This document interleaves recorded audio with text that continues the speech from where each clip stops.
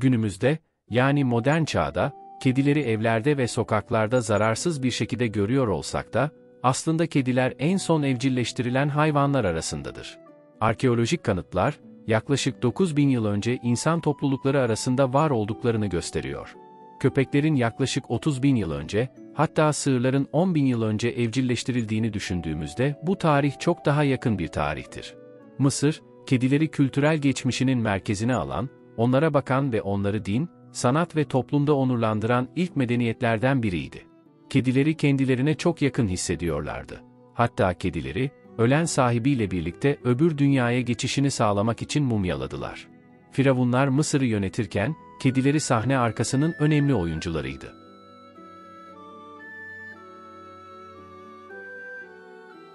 Yapılan bilimsel çalışmalara göre, günümüzdeki tüm evcil kediler tek bir türden, Afrika yaban kedisinden, tür adıyla Felis silvestris libella'dan gelmektedir. Bu kedi türü Yakın Doğu ve Mısır'da halen yaygındır ve M.Ö. 2000 civarında bu bölgelerdeki insanlar, kedileri evcilleştirmek için yetiştirmeye başlamıştır.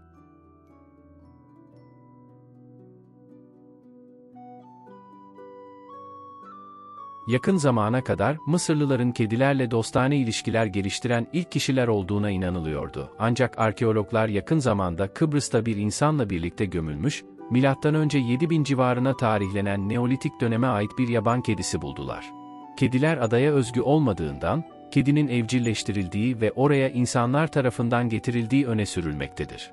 Kedinin iskeleti morfolojik olarak bir Afrika yaban kedisine aittir. Mezar, hayvanın evcilleştirildiğini düşündürse de, bu kedi bir yaban kedisi örneğidir ve dolayısıyla, gerçek bir evcilleştirme örneği kabul edilmez.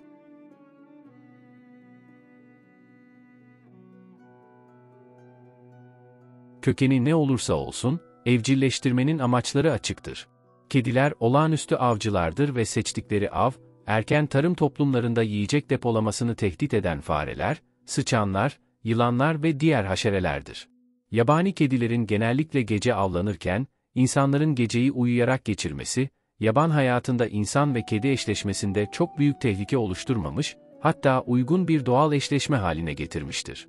Çünkü insanlar için gündüz tehlike yaratan yılan, fare gibi hayvanlar geceleri yabani kediler tarafından avlanıyordu. Aslında yabani kedilerin, farkında olmadan bin yıllar sonra oluşacak dostluğun ilk adımlarını attıklarını söyleyebiliriz. Dolayısıyla eski toplumlar kedileri doğal bir müttefik ve dost canlısı arkadaşları olarak benimsemiştir. Sokaklarda gezen, kendi avını yakalarken farkında olmadan evleri de koruyan kedi, insanlar tarafından sevgi gösterilerek, yiyecek verilerek ödüllendirilmeye başlandı. Mezopotamya toplumları, karşılıklı fayda çerçevesinde kedileri evlerine kabul ederken, kediler ve insanlar arasında özel bir bağın oluştuğu yer, Mısır'dı.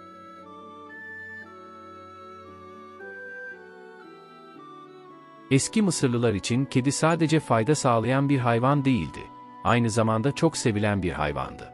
Kıbrıs'taki bulunan mezarda da görüldüğü gibi, şüphesiz tarih öncesi çağlarda kedilere yakınlık duyan ve onları evcilleştirmiş olabilecek kişilere dair çok sayıda örnek vardır. Ancak Mısırlılar bunu başka bir boyuta taşıdılar. Mısır'da kediler, toplumun vazgeçilmez bir parçası olarak görülüyordu.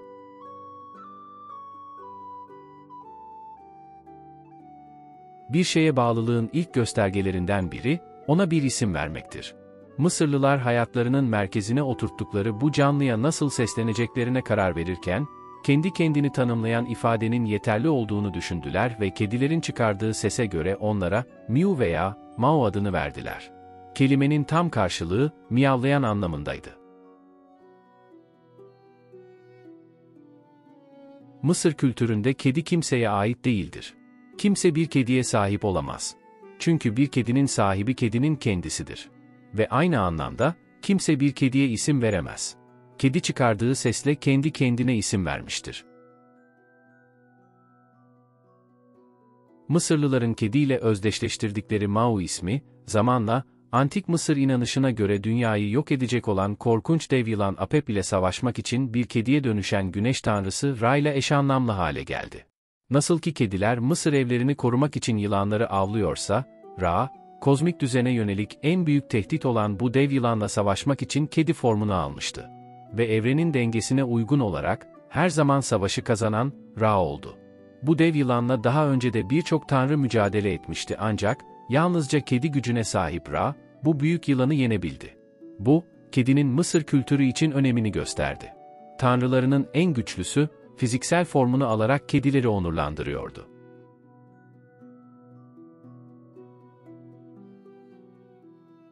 İlerleyen süreçte Ra'nın kızları da kedilerle ifade edildi. Bastet, onun ikinci kişiliği Sekmet ve tırmalayan anlamına gelen Paket ve Mısır'daki en eski hanedanlara dayanan belirsiz bir figür olan Maftet gibi daha az bilinen tanrılar da dahil olmak üzere tanrıçaların hepsi kedilerle bağlantılıydı. Bastet, Mısır tarihi boyunca tapınılan bu figürlerin en ünlüsüydü. Başlangıçta bir dişi aslan tanrıçaydı, daha sonraki dönemlerde bir kedi veya kedi başlı bir kadın olarak tasvir edildi. Bastet'in Bubastis'teki kült merkezi, M.Ö. 2200 civarına, eski krallık dönemine dayanır.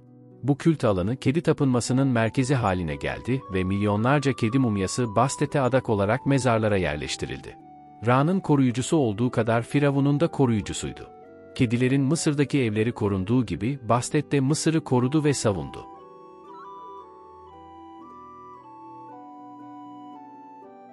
Başlangıçta farklı tanrıçalar olan Sekmet ve Bastet, daha sonra bir yaban kedisinin vahşiliğinde birleşti. Mitolojiye göre savaş ve yıkım tanrıçası olan Ra, Sekmet'i insanlığı cezalandırması için gönderdi. Sekmet memnuniyetle itaat etti, ancak kontrol edilemeyecek kadar kana susamıştı. Daha sonra merhamet eden Ra, bu durumu insanlığa karşı bir tehdit olarak gören Ra, bir bira gölü yarattı ve kana benzemesi için onu kırmızıya boyadı. Kana susamış Sekmet göklerden inerek, adeta bir kase süt içer gibi kırmızı boyalı birayı içti, sarhoş oldu ve cezalandırıcılık görevini unuttu. Böylece Mısırlılar dişi aslanın gazabından kurtuldu.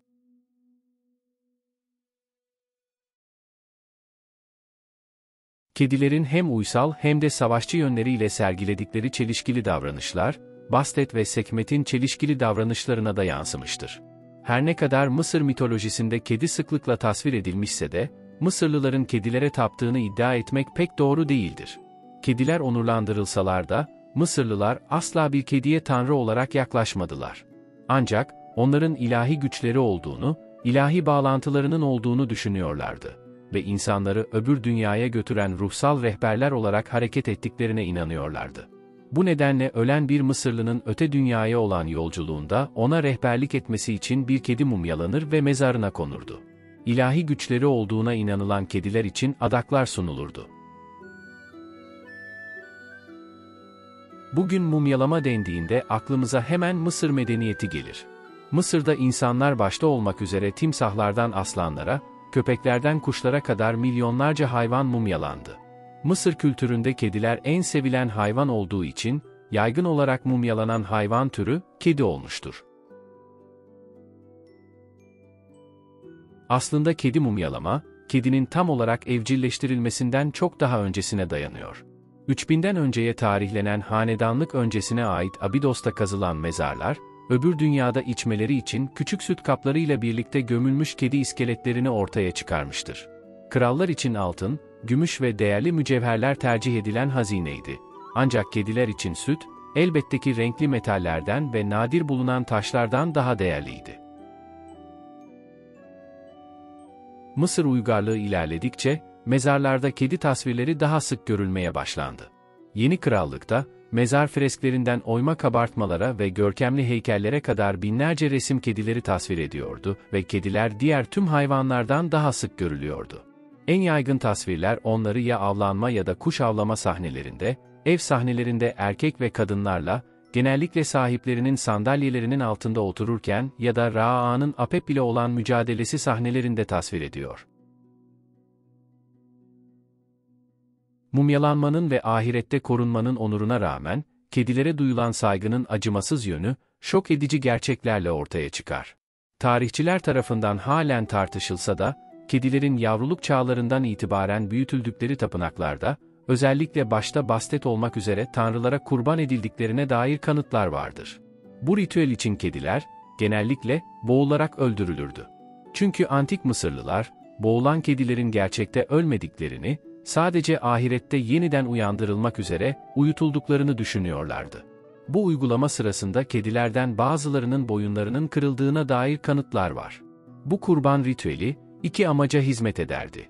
Birincisi, özel bir hayvanı kurban ederek tanrıları onurlandırmak, ikincisi ise alt sınıftan ölen kişilere rehberlik edecek, yanlarında götürebilecekleri bir kedi mumyası sağlamak. Çünkü sadece zenginler, kendilerine bir sonraki hayatta eşlik etmek üzere canlanacak anıtsal heykelleri yaptırabiliyordu. Daha fakir sınıflar çok daha ucuz olan gerçek bir kedi mumyasına ihtiyaç duyuyordu. Kurban ritüeli, modern çağ insanı için travmatik bir durum olsa da, kedilerin eski Mısır toplumundaki karmaşık rolünü yansıtması açısından önemli. Bir yandan tanrılar için öldürülüyorlar, diğer yandan ölen kedinin ardından adaklar sunuluyordu. Öyle büyük bir saygı görüyorlardı ki, Yunan tarihçi Herodot'a göre, Mısırlı aileler evcil hayvanlarının ölümü üzerine yas tutma işareti olarak kaşlarını tıraş ediyorlardı. Hatta bir efsaneye göre, Pers İmparatorluğu'nun Mısır'ı fethedebilmesi ve ilhak edebilmesinin tek nedeni olarak, Mısırlıların kedilere olan bağlılığı gösterilir. Milattan önce 525'teki Pelusium Muharebesi'nde, Pers kralı Kambises, Mısır saldırısını engellemek için, kedileri ön sıradaki askerlerinin arasına yerleştirdi. Gerçekten de Mısırlılar hayvanları yaralama korkusuyla oklarını atmaya cesaret edemediler. Böylece, tüm krallık kedilerle savaşmayı reddettiği için düştü. Başka bir yerde Herodot, bir Romalı'nın bir keresinde yanlışlıkla bir kediyi öldürdüğünü ve bunun üzerine Mısırlıların onu evinden sürükleyerek çıkarıp sokaklarda döverek öldürdüğünü iddia eder.